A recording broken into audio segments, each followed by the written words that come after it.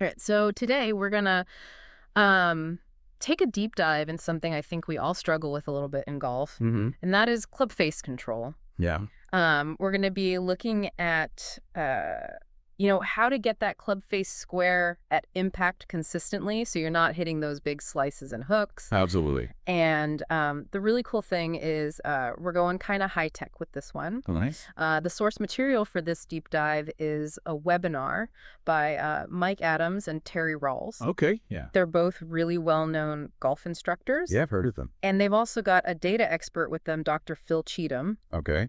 And they're using 3D motion capture Wow. to analyze golf swings. So, That's really cool. yeah, it's like they're bringing like Hollywood-level technology to golf instruction. Wow, that's awesome. So, yeah, I think we're going to get some really interesting insights from this one. Yeah, I'm excited to hear what they have to say. Me too. One of the things that I found really interesting about their approach is they talk about this idea of like finding your dynamic matchup in the golf swing. What does that mean? So it's not about like trying to get everybody to swing the same way, cookie cutter kind of approach. Right. It's about figuring out like what's the most efficient way for you to move based on like your own body mechanics. So kind of like finding the path of least resistance for your swing. Exactly. Yeah. Yeah. So just like, a river finds its path. Yeah. Naturally, to trying to figure out like what's the path of least resistance for your golf swing. Okay, I like that. And one of the things that they talk about a lot is the grip. Okay. They say it's like the most crucial factor in controlling the club face. Really? I mean, I always thought grip was important, but Yeah, it is. I'm curious to hear how they define crucial. So it's not just about like how you hold the club, Uh-huh. It's about how your hands relate to the club face throughout the entire swing. Okay. And one of the most surprising things they found is that your trail hand, Mm-hmm. so if you're right-handed, that would be your right hand, Okay. actually has a bigger impact on the club face than your lead hand. Oh, wow. I always thought it was the other way around. Yeah, it's counterintuitive, right? Yeah. Because you would think your left hand would be more Good dominant, as a righty. Yeah. but they've got all this data to back it up. Interesting. And in the webinar, they actually demonstrate these two grip tests Yeah. that they use to kind of assess a golfer's natural tendencies. Cool. What are they? So the first one's called the open-closed face grip test. Okay. And what you do is you hold the club with an exaggerated open or closed face. Okay. And then you just see how your body naturally reacts to try and compensate for that. Okay, so I'm trying to picture this in my head. So you're basically forcing the club face either super open or super closed. Right, exactly. And seeing how my body wants to move to square it up. Yeah, exactly. And what that shows you is how much your body naturally wants to open or close the club face during your swing. Oh. Okay, so it's not just about the static position at address. It's about how that affects the entire swing motion. It's like your natural tendency throughout the swing. They call this your closing rate. Okay. And it's really crucial for understanding how to control your ball flight. So if I have really fast closing rate, that means... The body naturally wants to close the club face really quickly Okay. through impact. So I'd probably hit a lot of hooks. Potentially, yeah, if you're not careful. Interesting. And then the second test they do is called the trail hand only test. Okay. And this one, you just swing with just your trail hand. Okay. So just your right hand if you're right-handed. So you're isolating that trail hand Yeah, to see how it affects the club face. Exactly. And what they're looking for is,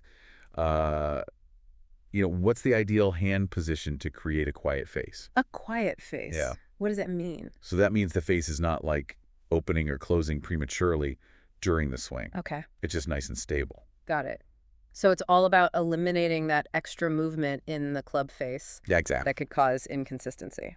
Yeah, you want the face to be as stable as possible throughout the swing. That makes sense. And it's really cool because they actually show in the webinar using the 3D motion capture how different pro golfers, like Dustin Johnson, Okay. Zach Johnson, Rory McIlroy, Sergio Garcia, they all have slightly different trail hand positions in their grip. Wow. So even at the pro level, there's no one size fits all. Exactly. Yeah. Everyone's got their own unique way of doing it. That's really interesting. Yeah. So, okay, that's all really cool for the pros. Right. But how does this translate to like the average golfer? So that's one of the great things about this webinar is they actually demonstrate how you can try these tests yourself, Oh, cool. even without the fancy technology. Okay. It's really about just becoming more aware of your natural tendencies Okay. and how your hands influence the club face. So it's not about copying a pro's grip. It's about understanding how your own grip affects your swing. Exactly. Yeah. Okay, I like that. So they have another really interesting test that they talk about. That can kind of give you some insights into your swing tendencies. Mm. And all you do is you keep your hands together. Okay. And you swing your arms back like you're making a backswing. Okay. So I'm not even holding a club. No, just your Fists or arms. together. Okay. And what you're looking for is where your trail elbow points. My trail elbow. Yeah. So my right elbow. Yeah. If I'm right-handed. Exactly. Okay. And that can actually tell you a lot about your natural swing type.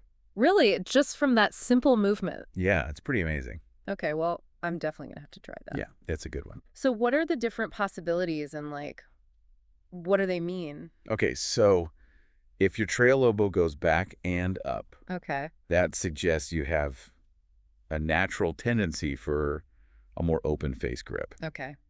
but a closing swing style.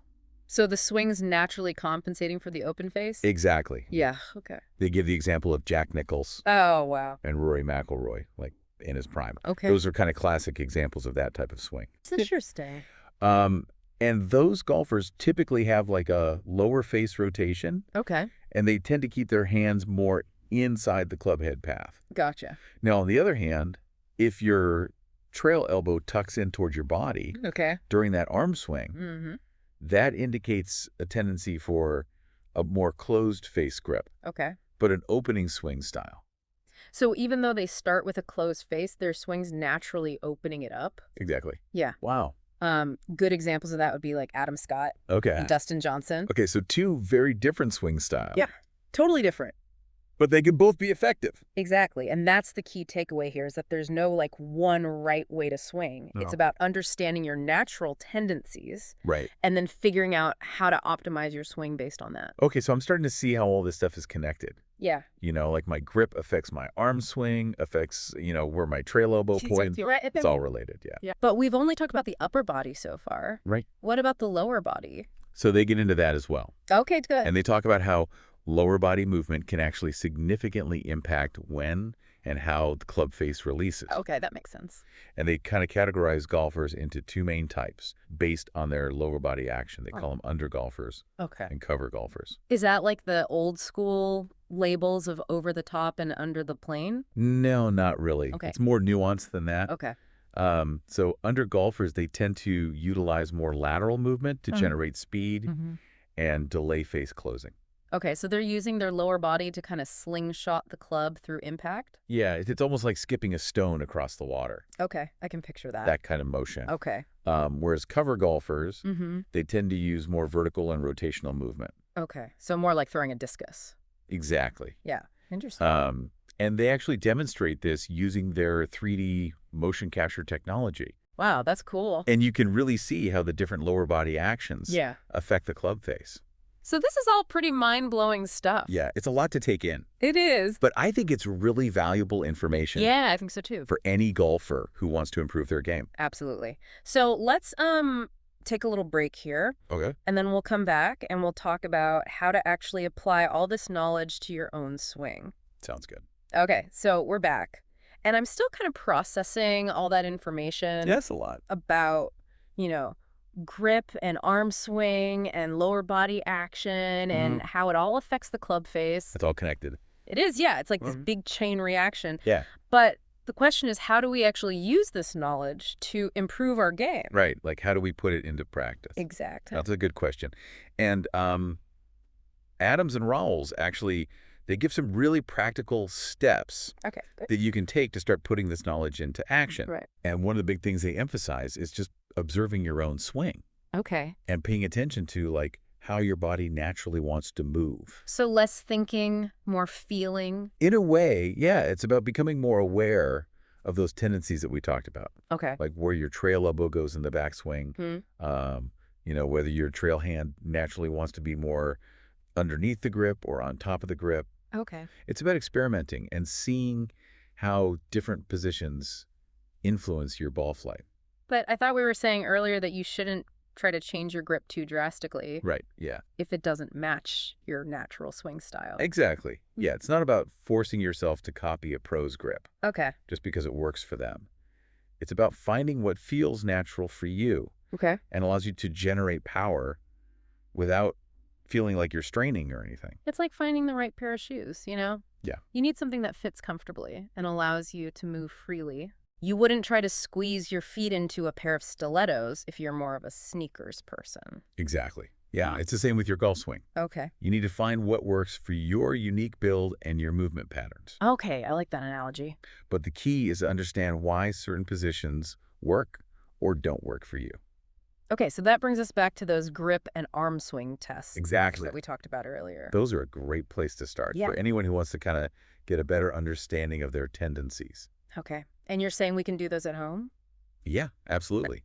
Even without the high-tech 3D motion capture, By feel. just by feel, you can gain a lot of insight Oh, okay. just from paying attention to how your body naturally wants to move. Cool. Yeah. I'm going to have to try that. Yeah, it's really interesting. So you mentioned earlier that even the smallest adjustments can have like a ripple effect throughout the entire swing. Yeah, it's true. It's all connected. It's all connected like a chain reaction. Ex- And Adams and Rawls, they really dive deep into that concept. Okay. They explain how, like, changing your grip even slightly might change your wrist angles, which then affects your shoulder turn, and so on. It's like this delicate balancing act where each movement impacts the next. Exactly. Yeah. And that's why they stress the importance of understanding the why The one. behind each element of the swing. Okay. It's not enough to just copy a position Right. from a magazine or a YouTube video. Mm-hmm. You need to understand how that position fits into the overall sequence of movements Gotcha. and how it impacts your unique swing. So it's like moving from a place of reacting to your swing to proactively shaping it? Exactly. Yeah. Okay. So instead of thinking, oh, my club face is open at impact, I need to close it. Right. You start to think, okay, what in my swing is causing that open face? Right. And how can I adjust my movements to create the desired result? So it's less about trying to eliminate compensations altogether and more about understanding why those compensations are happening Exactly. and how to integrate them into a more efficient swing. Yeah, compensations are a natural part of the swing. Okay.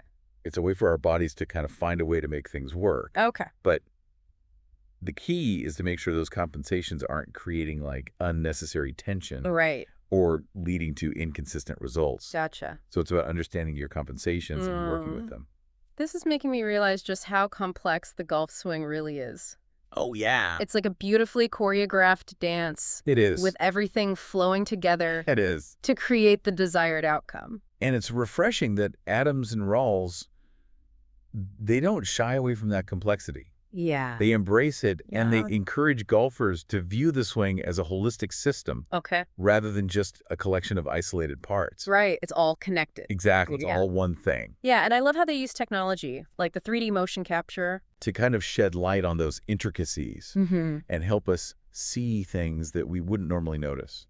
I know. I'm so curious to see what my swing looks like I know. from that perspective. It would be fascinating. It would. But even without access to that technology, Yeah. I think the principles they share are incredibly valuable. Yeah, for sure. It's all about shifting our mindset Okay. from fixating on positions to Mhm. understanding the underlying forces that shape the swing. So it's about embracing the dynamic nature of the swing and viewing it as a constant process of Right. adaptation and refinement. Exactly. Okay, so I'm starting to feel a little bit more enlightened about the golf swing now. Good. But before we go grab our clubs and head out to the range, let's take one more break Okay. and we'll come back with our final takeaways. Sounds good. Okay, so we're back for our final round here. Mm-hmm. And, I'm already thinking about my swing differently after all this. Yeah, me too. This Adams and Rawls webinar is really eye-opening. Yeah. Yeah, it is. One of the things that really stood out to me is how they emphasize working with your natural tendencies instead of Yeah. against them. That's a huge point. I think a lot of golfers Yeah. get caught up in trying to swing like, somebody else. Right. Or like some perfect textbook swing. Yeah, like there's this one perfect way to do it. Right. And that's just not true. Exactly. Yeah. Everybody's different. Everybody's different. And you got to find what works for you. So instead of chasing some idealized perfect position, Mm-hmm. it's about figuring out what works best for me, Yeah. for my body. Yeah. Find your own swing. Find my own swing. Yeah. I like that. Yeah. And they actually even go as far as to call the golf swing organized chaos. Organized chaos. Yeah. Because there are like That's a good way to put it. fundamental principles involved. Right. But each golfer expresses those principles in their own unique way. I mean, that's what makes golf so fascinating to watch, right? Exactly. Yeah. No two swings are exactly alike. And that's what Adams and Rawls, they really embrace that individuality. Yeah. They're not trying to create like cookie-cutter golfers. Right. They're empowering each person to find their own path to a better game. And speaking of finding your path, they also talk about the importance of ongoing evaluation and refinement. Yeah. It's not like you just figure out your swing and then you're done. No, it's a constant process. It's a process, yeah. Yeah, you're always learning. Always learning, always improving. Always tinkering. Always tinkering. Yeah, and they encourage golfers to really view the swing as an ongoing experiment. Okay. You're constantly gathering data, you're using your field, you're observing the results. And making adjustments. Making adjustments as you go. So it's really about having that mindset of continuous learning and not being afraid to tinker and adjust as you go. Yeah, you got to be willing to experiment. And sometimes, maybe things go backwards a little bit. Sure. But you got to keep that long-term goal in mind. Right, yeah, it's a journey. It's a journey. Not a destination. That's a good way to put it. So as we wrap up this deep dive, what are some final thoughts you want to leave our listener with? Well, I think the biggest thing for me is just remembering that everything in the golf swing is connected. Yes. Your grip, your arm swing, your lower body action. It's all related. It's all one big, beautiful, dynamic system. It's like a carefully choreographed dance. Exactly. Where each move flows into the next. And that leads to my second point, which is that there is no one right way to swing. Absolutely. What matters most is understanding your own tendencies and finding a swing that allows you to move efficiently, generate power in a way that feels natural to you. Find your own swing. Find your own swing. And don't try to be somebody else. Exactly. And finally, I would just say, remember to enjoy the journey. Yes. Embrace the process of discovery. Have fun with it. Have fun with it. Yeah. Don't be afraid to experiment. Refine your swing over time. Golf is a game to be enjoyed. It is. So don't take it too seriously. Well said. Have fun out there. All right, folks, that concludes our deep dive into face control in the golf swing. We hope you found it as insightful and inspiring as we did. Yeah, thanks for joining us. No, it's your turn. Go out there and find your swing. Grab your clubs, head out to the range, and start exploring. Experiment. Yeah, and see what you discover. Have fun. Until next time, happy golfing!